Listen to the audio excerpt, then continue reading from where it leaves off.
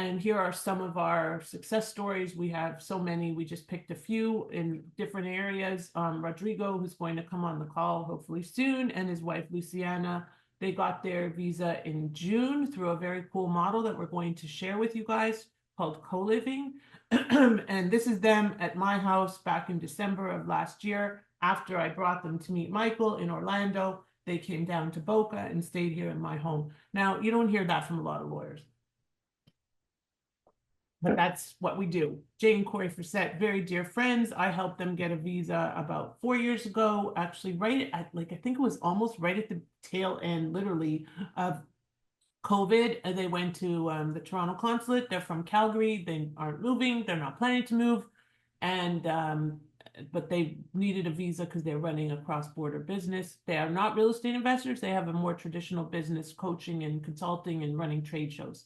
Glenn Sutherland, a Canadian investing in the US. I've known Glenn for many, many years. You guys probably have heard of him if you're in the investing space in Canada. And we got his visa back in almost a year ago, my goodness. Bo and Mila Kadick, they came to us after they already had what's called a change of status. They came to us to help them get a full E2 visa for 5 years. They got that about 6 months ago, and they're in Naples, Florida. They run a packaging, like almost like a UPS store, but it's not a UPS store. And they also have a little art business in there as well. So what we do is create strategies and synergies to build businesses that will work and allow you the flexibility to do what you want to do in the US instead of being put into a box like, say, I want to come and buy real estate, and somebody tells you, well, no, you have to buy a pizza shop. And I pick on pizza shops a lot, but the reality is it's true. So Mir, you want to share the results of the poll, please? Sure. I already exit out of there, but I can. Okay, so here, I'll get the results. I think we've got, actually, I can't get. Because we moved pretty quickly.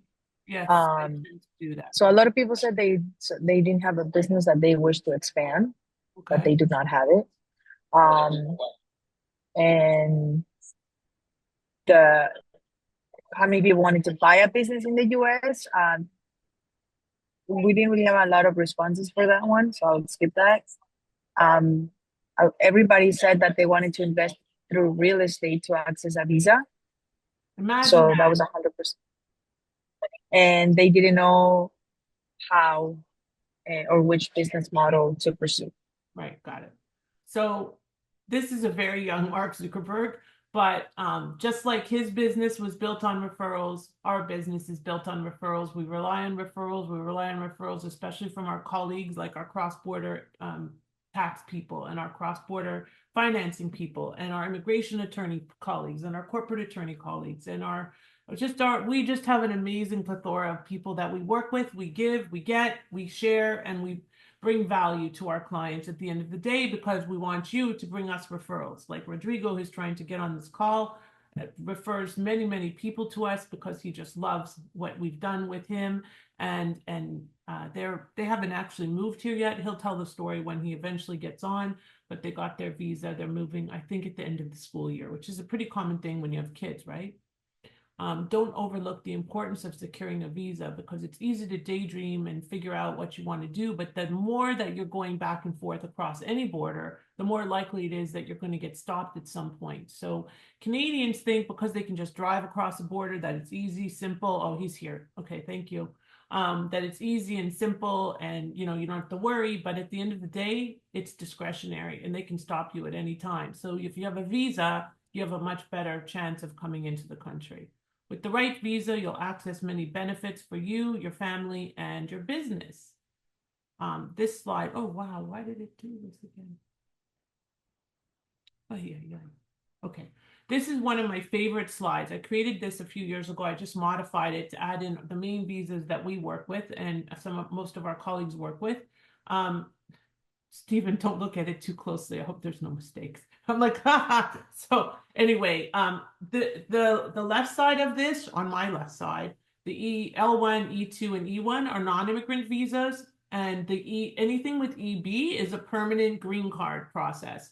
So what we focus on is mainly the E visas, and then we take you into an EB visa, hopefully, if you have qualifications. So the E2 is a non-immigrant potentially 5-year renewable visa that you can get based on a substantial investment in a non-marginal business. And the answer about what does substantial mean is discretionary for the most part, other than in the real estate space, which we'll talk about. You're looking at around 100,000, and that's the number that I quoted in my book. But it's not a hard and fast rule. Sometimes you can come in for less, and sometimes it's more. It depends on the business and what is substantial for that type of business. Okay. Neither the E2 nor the E1 lead directly into green cards, but there are usually paths that we can find. For example, if you have a master's degree or some other advanced degree, we can take you into a national interest waiver. If you have a partner and maybe you can build out into an EB5, which is a green card through investment, we can do that.